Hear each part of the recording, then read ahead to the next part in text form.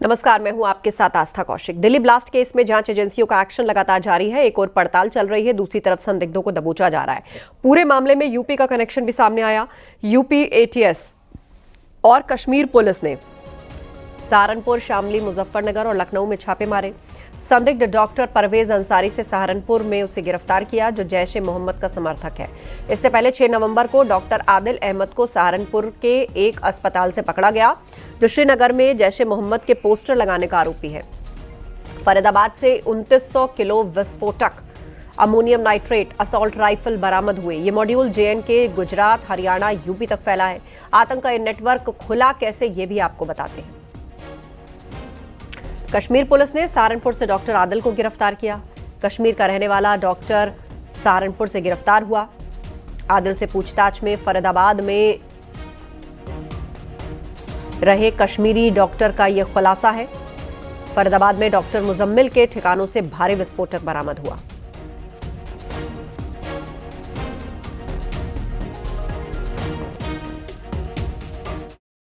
Doctor Adil को जम्मू कश्मीर की police जैसे मोहम्मद के पोस्टर लगाने के आरोप में सहारनपुर के इसी हॉस्पिटल से गिरफ्तार कर ले गई है। और यहाँ हमारे साथ में फेमस हॉस्पिटल के एमडी मनोज मिश्रा जी हैं। डॉक्टर साहब, बताएंगे कि क्या है पूरा मामला? सर, पूरा मामला जितना आपको पता है उतना ही हमें पता है। जहाँ तक मैं ऑफिशियली आपको जानकारी दे सकता हूँ तो मार्च 2025 में एज ए कंसल्टेंट फिजिशियन उन्होंने फुल टाइम हमारे अस्पताल में ज्वाइन किया था। इससे पहले वो वीब्रोस हॉस्पिटल सहारनपुर दिल्ली रोड पे वहाँ पे कंसल्टेंट फिजिशियन थे और हमारे यहाँ पोस्ट खाली थी। तो मैंने उनको अप्रोच किया। अप्रोच करने के हमारे किसी अस्पताल के डॉक्टर थे, उन्होंने बताया कि वहाँ पे एक फिजिशियन है, आप बात कीजिए, और बहुत अच्छे डॉक्टर हैं। मैंने उनसे बातचीत करी और प्रॉपर अपॉइंटमेंट एग्जीक्यूट करके 20 मार्च 2025 को उन्होंने हमारे यहाँ ज्वाइन कर लिया था। और उनका जो काम था, दिन भर वो ओपीडी करते थे, सुबह 10 साढ़े 10 बजे आके रात 8-9 बजे जाना। इमरजेंसी में भी आते थे वो। बाकी किसी अवांछित कार्य में वो संलिप्त थे, इसका आभास हमें कभी नहीं हुआ। एज ए डॉक्टर अगर आप मेरे से पूछेंगे तो मैं उनका फीडबैक बहुत ही पॉजिटिव दूंगा। बहुत काबिल डॉक्टर थे, डायग्नोसिस बहुत अच्छा था, लोगों की बहुत अच्छे से हेल्प और मदद करते थे। तो कभी भी आप जज नहीं कर सकते कि ऐसा व्यक्ति किसी ऐसी घटना में संलिप्त होगा जो कि पूरे देश की सुरक्षा से जुड़ी हुई है। ऐसा होता तो हम बताते।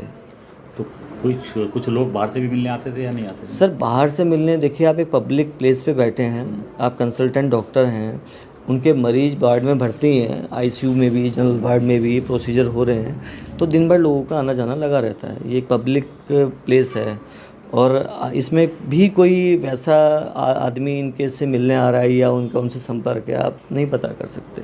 इसी महीने उन्होंने पिछले महीने शादी की थी जी। इसके बारे में उन्होंने हमें बताया था कि मेरी अगस्त सितंबर में मैरिज होने वाली है और मैं जाऊंगा और मेरे को तब आप सैलरी टाइम पे करा दीजिएगा। इसके अलावा उन्होंने कभी हमसे पैसे की डिमांड नहीं करी है, सैलरी टाइम के लिए बोला था। और जहाँ तक मुझे मालूम है 24 या 25 सितंबर 2025 को वो यहाँ से छुट्टी लेके चले गए थे कश्मीर अपने यहाँ शादी में। शादी कहाँ है, किससे है, किस जगह पर है, मेरे साथ कोई कम्युनिकेशन डॉक्टर आदिल का नहीं हुआ। हाँ, इतना ज़रूर है, हमारे यहाँ का कुछ स्टाफ उनकी शादी अटेंड करने के लिए श्रीनगर गया था और उन सभी स्टाफ को मामले की संवेदनशीलता देखते हुए हमने फोर्स लीव पे भेजा है कि आप तब तक अस्पताल में कार्य पर नहीं आएंगे कि जब तक इस मामले में कुछ चीज़ें कॉन्क्रीट नहीं आ जाती। और आप शहर के अंदर ही रहेंगे, फ़ोन खुले रखेंगे। पुलिस एजेंसी या कोई भी यदि आपसे इस बारे में जानकारी चाहता है, आप प्रॉपर जानकारी पुलिस से साझा करेंगे।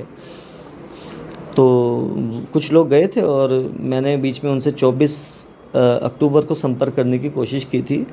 उनका फ़ोन ऑफ था और फिर मैंने उनको मैसेज किया था कि सर, अस्पताल का फाइनेंशियल लॉस हो रहा है, मरीज़ हम नहीं एडमिट कर पा रहे हैं, आप कब आएंगे। उन्होंने उस मैसेज का भी मेरे को कोई उत्तर नहीं दिया। बाद में 1 नवंबर 2025 को उन्होंने अस्पताल में ज्वाइन किया। तब भी उन्होंने मेरे से तो कोई व्यक्तिगत बात नहीं की। मैनेजमेंट यहाँ पे मैं नहीं देखता हूँ और लोग देखते हैं, उनको उन्होंने बता दिया था और प्रॉपर तरीके से ज्वाइन कर लिया था। जिस दिन कार्तिक पूर्णिमा थी, मुझे एग्जैक्ट डेट याद नहीं है कि 4 या 5 जो भी है, उस दिन मेरे को अस्पताल से फ़ोन आता है कि डॉक्टर आदिल अचानक से चले गए हैं, फ़ोटो खिंचवाने नहीं आए हैं। क्योंकि जितनी भी सरकारी बेनिफिशियरी स्कीम है निःशुल्क इलाज की, उसमें वैलिडेशन होता है इलाज का। तो जो भी कंसल्टेंट है उसको रियल टाइम फ़ोटोज़ खिंचवानी होती हैं विद लॉन्गिट्यूड लैटिट्यूड फेस के साथ क्रेडेंशियल मैच करते हुए। तो सुबह वो थोड़े चिंतित से थे और जैसा मुझे स्टाफ ने बताया, और क्रेडेंशियल वो करवाने नहीं आए। तब हमने पता किया तो पता लगा डॉक्टर अदील चंडीगढ़ जा रहे हैं और चंडीगढ़ से निकलेंगे श्रीनगर। उनकी मम्मी की बहुत तबीयत ख़राब है। इवन यहाँ तक कहा गया कि शायद वो वापस ना आए। तो मैं थोड़ा सरप्राइज़ था कि यार नोटिस तो दे के जाते, एक नोटिस पीरियड तो सर्व करना होगा उनको, वो तो करेंगे ही। क्या उनको आभास हो गया था? हाँ, ऐसा हमें लगता है, तभी वो बिल्कुल बाहर जाने की उसमें थे। और सही सर, तो कोई एनआईए की टीम भी आई है यहाँ पे? सर लगातार हमसे, हाँ, पुलिस वगैरह कई लोगों ने पूछताछ की है, इंटेलिजेंस वालों ने भी, और पूरी इन्वेस्टिगेशन चल रही है उसमें। और हमने भी यही कहा है कि जो जो इसमें कल्प्रिट है उन पर कार्रवाई कीजिए, और ऐसा ना हो कि कोई निर्दोष व्यक्ति इसमें धरा जाए या पकड़ा जाए। पुलिस तरीके से अपना काम कर रही है और किया भी है। अदील जो है घुलने मिलने में कैसे थे, मतलब बोलचाल में? सर अगर या आपसे कौन तो मिलेंगे, मैसेज? देखिए इसमें दो चीज़ें निकल के आती हैं। घुलने मिलने वाली बात, तो घुलने मिलने वाले व्यक्ति नहीं थे। आज मैं अगर चीज़ों को रिकॉल करता हूँ, मिलना जुलना जो बोलेंगे तो वो आपको इतने प्रेम से मिलेंगे कि उनसे बेहतर कोई इंसान नहीं है। आपके गले लगेंगे, आपसे बात करेंगे अच्छे से खड़े खड़े। लेकिन घुलना मिलना फिर उनका अपने लोगों के साथ था। हम मैनेजमेंट के तो मुझे नहीं लगता किसी से मिलना जुलना था नहीं उनका। अब जैसे मैं देख रहा हूँ, मुझे पता लगा है कि उनका मकान भी माना गाँव में एक मतलब शहर से बाहर था। एग्जैक्टली ये चीज़ भी अब अगर आप रिकॉल करोगे तो उस टाइम हमारे जैदी साहब हैं, उन्होंने काफ़ी रूम दिखाए तो उनको कोई रूम समझ में नहीं आया, क्योंकि फैमिली से होकर जाता था। वो एक ऐसी जगह देख रहे थे जो वहाँ पे वो शांति के साथ रह सकें। अच्छा, हम लोगों ने कभी इसे एसेस नहीं किया। अच्छा, कश्मीर वाला जहाँ तक मुद्दा है कि सहारनपुर में ऑलरेडी ये विप्रोस हॉस्पिटल में काम करके आए हैं, यूपी मेडिकल काउंसिल उनको रजिस्ट्रेशन दे रही है। हमने एनएचए में उनकी जो केवाईसी होती है अपडेट कर रखी है, प्रॉपर प्रोटोकॉल पूरे किए हुए हैं। आयुष्मान उनके इलाज के ऊपर पेमेंट कर रहा है हमको, ठीक है। अपॉइंटमेंट हमने प्रॉपर किया हुआ है, पैन कार्ड हमारे पास है, आधार कार्ड हमारा है, बैंक खाता भी सामने एक्सिस बैंक के अंदर है। तो आप जज ही नहीं कर सकते कि ऐसे कुछ एक्टिविटी है।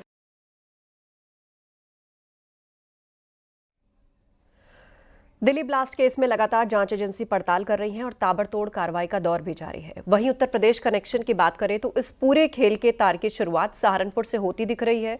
यहां जिस डॉक्टर आदिल को कश्मीर पुलिस ने गिरफ्तार किया, उसके बारे में ऐसे कई खुलासे हुए जो न सिर्फ चौंकाने वाले हैं बल्कि एक परफेक्ट स्लीपर सेल जैसी तैयारी भी दिखती है। न्यूज 18 ने अपनी पड़ताल के दौरान बात की उस हॉस्पिटल के मैनेजिंग डायरेक्टर से जिसमें डॉक्टर आदिल काम करता था। वहीं गुजरात पुलिस ने लखीमपुर खीरी के रहने वाले सोहेल को गिरफ्तार किया है। गुजरात एटीएस ने जिस आतंकी नेटवर्क पर शिकंजा कसा, उससे सोहेल के तार जुड़े होने का भी शक है। सोहेल एक मस्जिद में हाफिज के तौर पर काम करता था और लखीमपुर खीरी में उसके परिवार से न्यूज 18 ने बातचीत की। तो क्या निकलकर सामने आया वो भी आपको सुनाते हैं। जब वहाँ करते हैं 3 साल से हाफिजा कर रहे हैं वहाँ। पढ़ाई कहाँ तक करी है उन्होंने? मतलब हाफिज पूरे हो गए हैं, वो ये वाली पढ़े नहीं है, हाफिजा वाली है, पूरा हाफिजा कर रखा है। कहाँ पढ़ाई करने गए थे? मुजफ्फरनगर में। गुजरात क्या करने गए थे? वो टहलने घूमने गया होगा, इसी छुट्टी होती है तो घूमने जाया करते हैं सब स्कूल से। आपसे बात कब हुई थी उनसे? हमारी बात परसों हुई थी। क्या कह रहे थे? कह रहे थे देखो घर पे शादी है तो नहीं आ पाएंगे, छुट्टी नहीं दे रहे हैं, 1-2 दिन की छुट्टी दे रहे हैं तो शादी में नहीं आ पाएंगे, ये कह रहे थे। पुलिस ने बताया है क्या, मगर ऐसी बात है नहीं।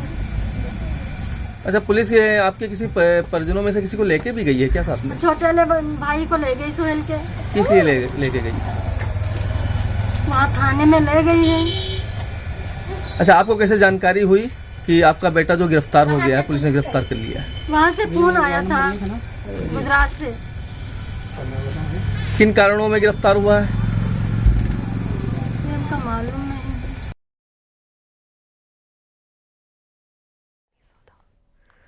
कश्मीरी डॉक्टरों से जुड़े जैश ए मोहम्मद के बहु राज्य आतंकी नेटवर्क का खुलासा जम्मू कश्मीर पुलिस की लंबी जांच में हुआ। उसका सुराग जैश के पोस्टरों से हुआ और उसका पहला सुराग जिस तरीके से मिला, उसका अंदाजा भी पुलिस को नहीं था कि इसके तार इतनी बड़ी साजिश से जुड़े मिलेंगे। अक्टूबर के मध्य में श्रीनगर के नौगाम में गुप्त रूप से लगाए गए जैश के पोस्टरों से मिला सुराग एक बहुत बड़ी साजिश का भंडाफोड़ में मदद साबित हुआ। पोस्टर के जरिए टेरर मॉड्यूल का खुलासा हुआ और अब तक 9 गिरफ्तारियां और 2900 किलोग्राम से ज्यादा विस्फोटक बम बनाने की सामग्री, 2 AK सीरीज के हथियार बरामद हुए। सुरक्षा बलों पर हमले की धमकी देने वाले जैश के पोस्टर जो 2019 तक आम थे, अब दुर्लभ हैं। ऐसे ही कुछ पोस्टर्स ने श्रीनगर के SSP की जिज्ञासा को बढ़ा दिया और उन्होंने ये पता लगाने पर जोर दिया कि ये पोस्टर लगाए किसने। CCTV से पत्थरबाजी के इतिहास वाले 3 ओवरग्राउंड वर्कर्स का पता चला। उन्हें गिरफ्तार कर लिया गया और पूछताछ के दौरान पुलिस एक मौलवी इरफान अहमद तक पहुंची। अगले 2 से 3 हफ्ते में इरफान से की जाने वाली पूछताछ से जैश की एक भयानक साजिश का खुलासा हुआ, जिसके तार जम्मू कश्मीर, हरियाणा और यूपी से जुड़े मिले।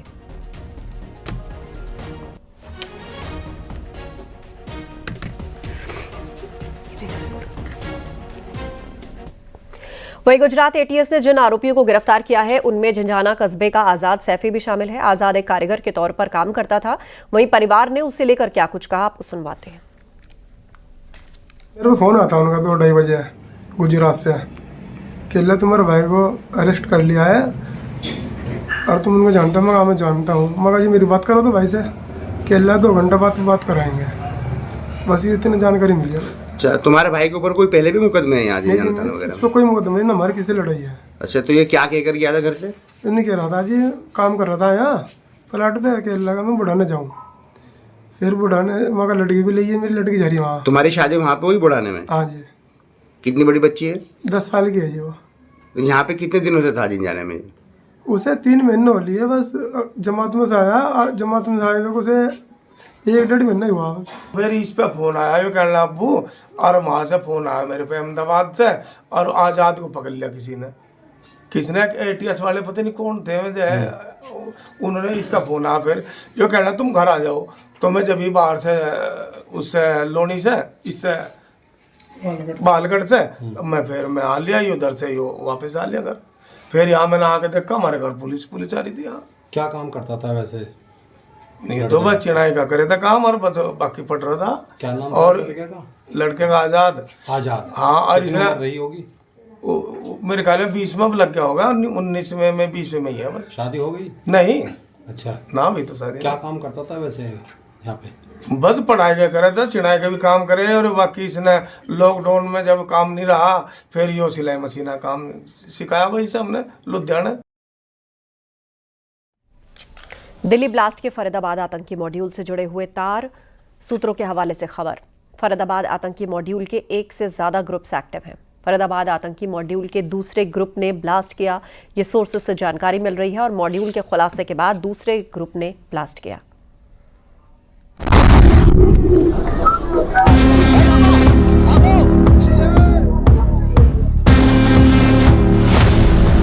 दिल्ली में धमाका,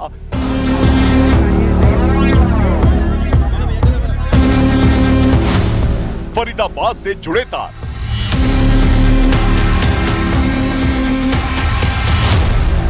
जांच एजेंसियों को जैश ए मोहम्मद पर शक।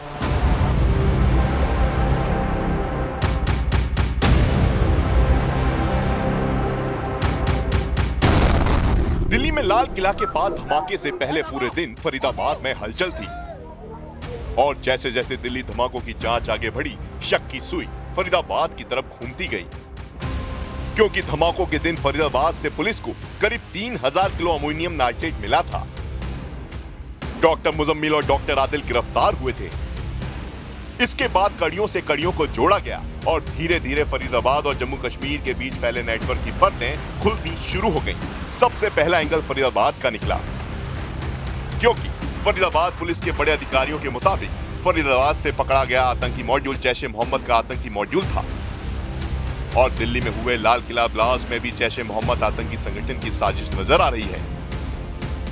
यही नहीं, सूत्रों ने बताया कि दिल्ली पुलिस की स्पेशल सेल ने फरीदाबाद क्राइम ब्रांच और जम्मू कश्मीर पुलिस से फरीदाबाद से रिकवर हुए विस्फोटक की जानकारी मांगी, क्योंकि शक हुआ कि विस्फोटक के तौर पर अमोनियम नाइट्रेट का इस्तेमाल हुआ, यानी वो अमोनियम नाइट्रेट जिसकी बड़ी खेप धमाके वाले दिन फरीदाबाद में डॉक्टर मुजम्मिल के ठिकानों से बरामद हुई थी।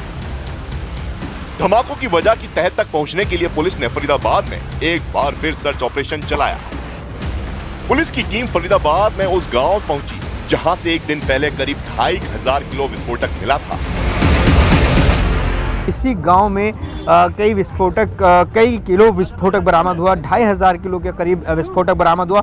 उससे पहले यहाँ से कुछ ही दूरी पर धौज में ही अल-फलाह यूनिवर्सिटी में डॉक्टर मुजम्मिल फिजिशियन के तौर पर काम करता था और डॉक्टर मुजम्मिल जहाँ रहता था वहाँ से भी 360 किलोग्राम विस्फोटक बरामद हुआ। तो इस पूरे इलाके को एक तरह से सर्च चल रहा है। जो पुलिस सूत्रों से जानकारी मिली है उसके मुताबिक रात भर search operation, combing search operation चला है और आज भी यही स्थिति लगातार चल रही है। सूत्रों ने बताया कि दिल्ली में लाल किला के पास जिस तरह का तेज धमाका हुआ उसमें अमोनियम नाइट्रेट के साथ तेल डिटोनेटर के इस्तेमाल का शक है, क्योंकि जांच एजेंसियों के मौके से ऐसा कोई सबूत नहीं मिला जिससे लगे कि इस बार का धमाका पहले के धमाके जैसा है, और इसलिए जांच अमोनियम नाइट्रेट के साथ डिटोनेटर और तेल वाली थ्योरी पर टिक गई। और इसलिए दिल्ली धमाकों की जांच की आंच फरीदाबाद तक पहुंची, क्योंकि जिस डॉक्टर मुजम्मिल के किराए के घर से बड़ी मात्रा में अमोनियम नाइट्रेट मिला था वो फरीदाबाद में ही था।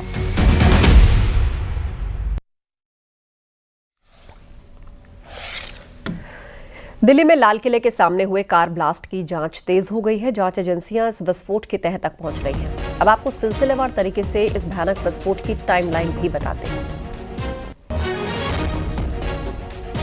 दिल्ली में लाल किले के सामने हुए कार ब्लास्ट की जांच तेज हो गई है। एजेंसियां विस्फोट की तह तक पहुंच रही हैं।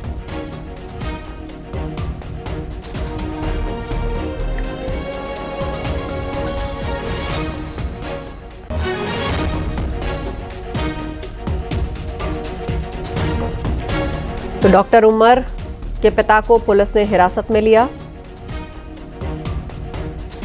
डॉक्टर उमर के पिता पुलिस की हिरासत में। डॉक्टर सज्जाद अहमद, दिल्ली ब्लास्ट में मारा जा चुका है डॉक्टर उमर। सूत्रों के हवाले से ये अपडेट हमें मिल रहा है।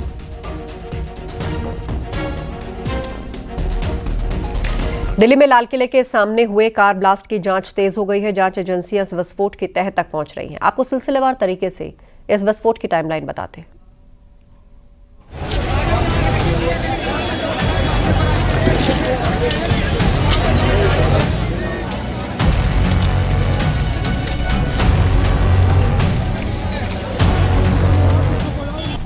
करीब 14 साल बाद दिल्ली दहली तो पूरे देश में हड़कंप मच गया। जांच एजेंसियां एक्शन में आ गईं। धमाके की जांच के साथ हर जगह तलाशी अभियान शुरू हो गया। लाल किले के 5 ब्लास्ट की पूरी टाइमलाइन आपको बताते हैं। जगह लाल किला मेट्रो स्टेशन, दिन सोमवार, समय शाम 6:52।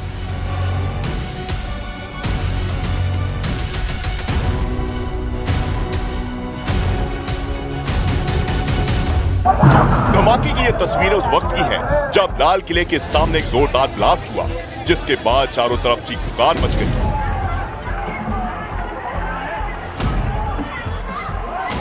ये धमाका लाल किला मेट्रो स्टेशन के गेट नंबर 1 के बाहर एक कार में हुआ था।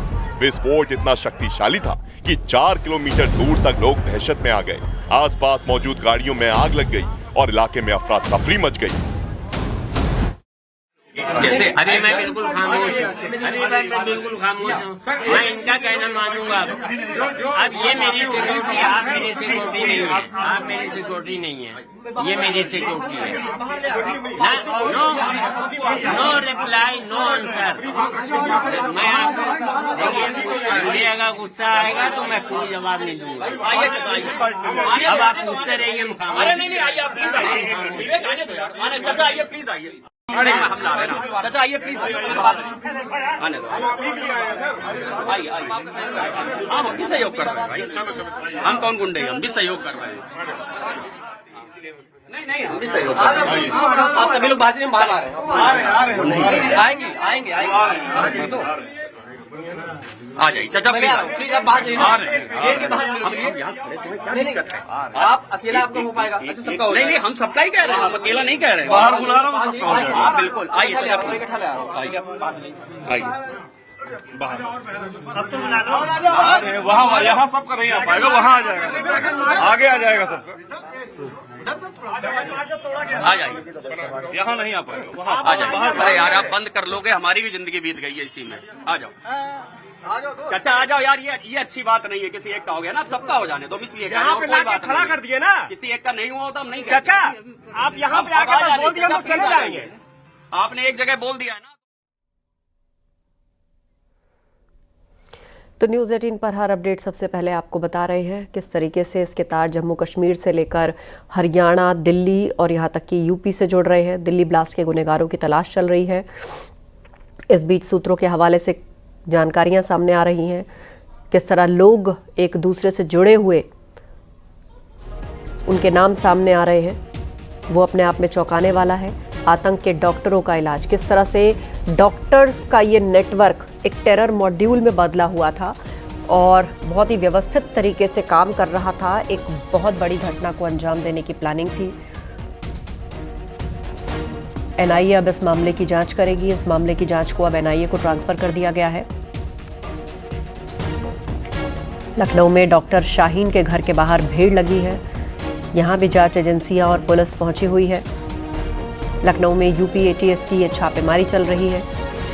हमारे सहयोगी मौके पर हैं और वो लगातार जानकारियां जुटाने की कोशिश कर रहे हैं। और दूसरी तस्वीर में आप देख रहे हैं किस तरह दिल्ली के चांदनी चौक इलाके में, भीड़ भाड़ वाला इलाका जहां हर वक्त हजारों की संख्या में लोग होते हैं, वहां पर इस ब्लास्ट को अंजाम दिया गया।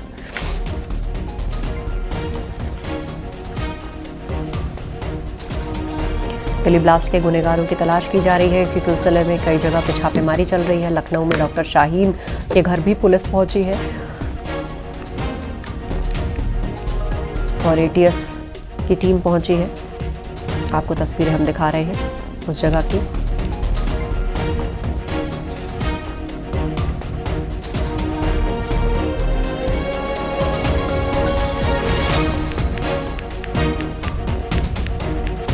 हमारे सहयोगी भी मौके पर मौजूद हैं। ज़्यादा जानकारी जुटाई जा रही है।